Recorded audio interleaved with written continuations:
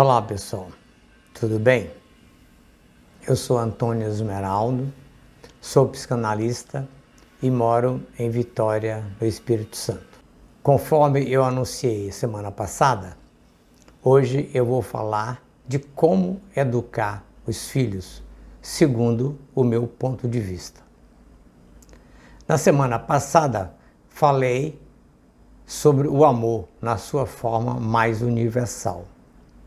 Na próxima semana, darei continuidade a esse tema de hoje. Vamos à fala de hoje.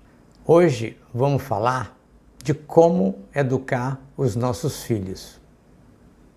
É uma tarefa extremamente audaciosa ou até tola. Pense, ninguém nunca escreveu uma cartilha ensinando a educar os filhos. Não é de se imaginar que eu agora seria tão tolo ao ponto de me considerar capaz de tal feito. Portanto, educar os filhos é uma tarefa exclusiva dos pais. Cada filho é único e especial. Também cada pai e cada mãe são únicos e também são especiais para os seus filhos. Podemos, no máximo, fazer algumas considerações em torno dessa questão. Sabemos que a educação dos filhos depende principalmente da educação dos pais ou de quem está cuidando dessa criança. Mas também depende muito da cultura e dos valores local onde essa criança está sendo criada. Podemos nos deter aos aspectos psicológico, hereditário, cultural e religioso. Dá para entender que a questão é extremamente complexa. Podemos olhar isoladamente para cada um desses aspectos envolvidos. Quando falo do lado hereditário, estou me referindo às especificações únicas que seu filho trouxe quando veio a esse mundo. Normalmente, ninguém dá atenção a esse lado. Parece até que não existe, mas existe e é extremamente importante para o desenvolvimento saudável de uma criança. Toda criança, quando nasce, já traz algumas especificações psíquicas, neuronal, já estabelecida, herdada dos pais, dos avós e principalmente uma parte que é divina. Não sabemos nem como e nem porquê, mas quando nascemos, essa parte já está estabelecida na nossa psique. São determinações de Deus. Temos ainda outras especificações que também já estão instaladas na psique de uma criança quando ela nasce, mas são apenas uma predisposição. Essas especificações não estão totalmente estabelecidas. Elas podem evoluir ou regredir, dependendo de como essa criança é cuidada e de como é o ambiente em que ela vive. Aqui podemos ver a importância dos primeiros 7 anos de vida de uma criança. É nesse período que são estabelecidas as nossas neuroses. Essa é a parte mais importante e a mais complicada.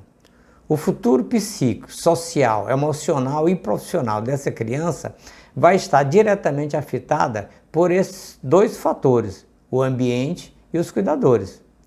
Muita atenção nesses primeiros 7 anos de vida do seu filho. É aqui que você pode transformá-lo em alguém maior ou menor do que quando ele chegou a esse mundo. Aquelas predisposições que falei adiante poderão se estabelecer definitivamente ou simplesmente regredir a quase nada. Tudo depende da condução dos 7 anos. Toda criança precisa de alimento, de afeto, de respeito e de passar pela frustração. O alimento e o afeto são fáceis, normalmente toda criança recebe. A dificuldade é o respeito e a frustração. Os pais normalmente não atinam para essa parte.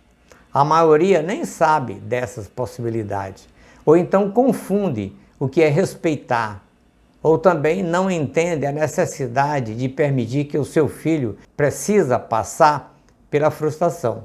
Mesmo que seja ainda um bebê ou uma criança pequena, ou até já um adolescente para um futuro adulto feliz, saudável e confiante.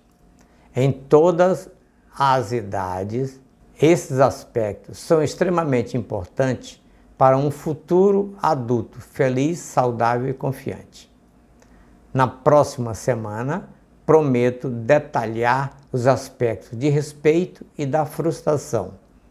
Agora vou listar as principais especificações psíquicas que trazemos quando nascemos, as mais comuns. Em primeiro lugar é o QI, coeficiente de inteligência.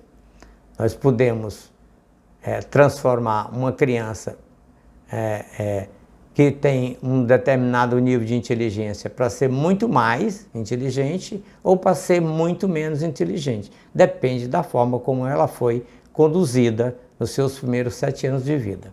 O segundo são os transtornos sexuais. É muito complicado isso, a gente vê normalmente aparecer na nossa sociedade menininhos que quando chegam adulto percebem que gosta de menininhos, ou menininhas que quando chega à fase adulta percebem que ela gosta de menininhas. Depois nós temos as psicoses.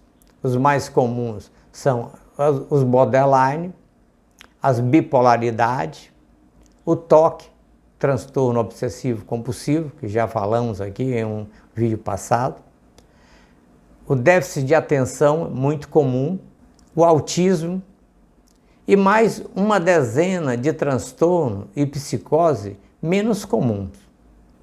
Por último, as neuroses. Essas não são natas, são adquiridas. Essa é a minha fala de hoje. Obrigado por me ouvir até o fim. Por favor, antes de sair, deixe o seu like, comente e compartilhe. Lembre-se, o seu retorno é muito importante. O canal só cresce se eu contar com seu apoio. Obrigado.